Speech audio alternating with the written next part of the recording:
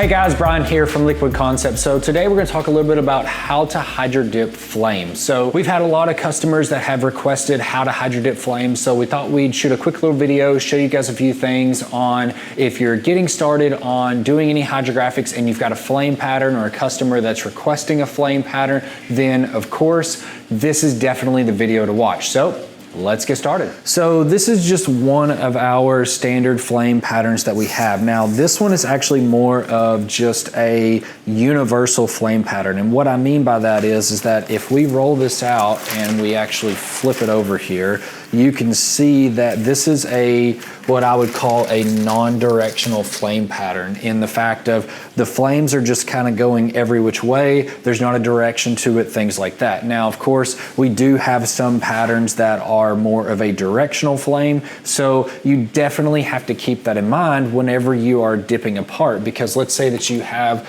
a part and these flames are going this way. Do you want the flames going with the part, or do you want them going this way? And so that's definitely something, the first thing that you always want to make sure of whenever you're laying out all of your pieces is that which way are all the flames going to be going. So that's definitely going to be the first thing that we're going to do, is to make sure the direction. Now, of course, in this point, these flames, we don't really have a direction, so we can just dip this pretty much any way that we want, not a big deal. The other thing that we're going to look at is going to be mainly in the base color, because flames are going to have a lot of reds and oranges and yellows and things like that. The base color is really going to dictate how that pattern is going to look, as well as how it's going to be for touch-ups. Because if you have a super complex part that you're trying to dip, then you might want to change your base color to make it a little bit easier to touch up and do all of that with, as well as if you're gonna have a lot of stretch or things like that.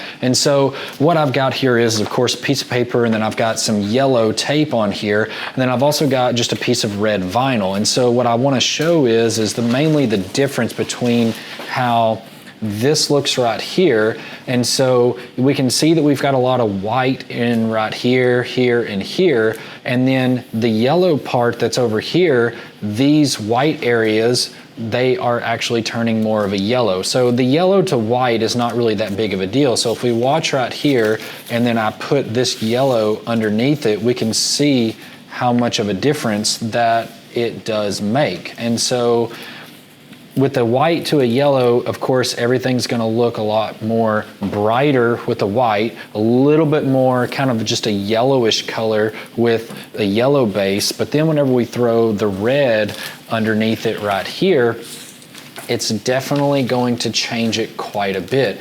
Even just looking at from this color right here, it's a lot more subdued. All of our brighter areas that are in this pattern are definitely going a lot more darker, because there's not any lighter areas to show up, and everything's gonna go dark. So definitely might not be the customer's first choice or anything like that, but a lot of the times these colors like this right here will really make a big difference in how this pattern is going to look. So we definitely want to make sure that we choose the right base color for whatever we're going to be doing.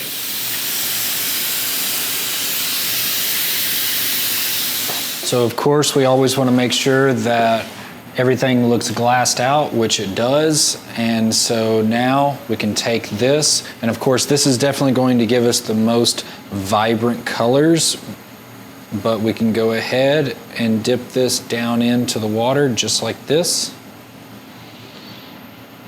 And hopefully, if everything goes right and we have everything set just the way that we need it, minus the part where of course my hand is, everything should come out looking beautiful. You should have a very nice finish all the way around, and your flames should be looking on point. So of course, there is always tons of other things that you need to take into account, whether it be the part itself, if it's going to be a double dip, and all of those different things are all gonna play a big factor in knowing how that flame pattern is gonna work out on whatever part that you have. But hopefully these few tips and tricks that we've showed you will help you get you going in the right direction and get you to where you can do an amazing job with your flame pattern on the customer's part, and the customer's gonna be super happy whenever they get it back. So hopefully you guys have enjoyed the video. If you have any questions or comments, and definitely leave them below. Always love to hear from you on that, as well as let me know your thoughts on the flames, if that's something that you actually see a lot of customers wanting, or is there other patterns that you're seeing? Always love to hear from you guys on that as well. If you're interested in getting into the hydrographics, definitely check out the links in the description below. We're gonna have links to the website that's gonna have everything that you're gonna need for getting into the hydrographics, including the tanks, training, the film like what we have here, as well as any of your paints, clear coats, primers. It is all there on the website, so definitely check that out as well. If you're interested in seeing more videos like that, hit that subscribe button. We'd always love to have you subscribe to our weekly tips on anything hydrographics related. I'm Bryan from Liquid Concepts, and this is how we customize your world. We'll see you guys next time.